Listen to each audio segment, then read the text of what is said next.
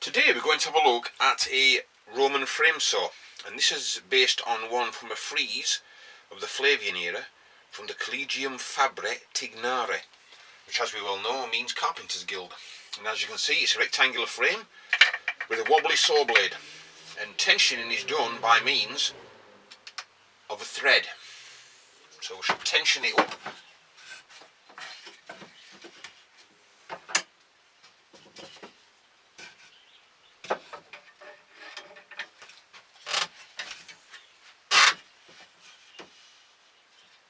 And that tensions the saw blade.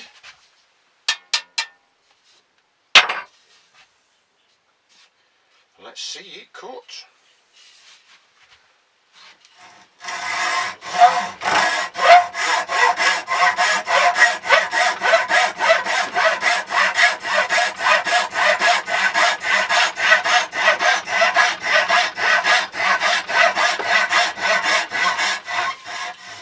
There we have the Roman frame saw.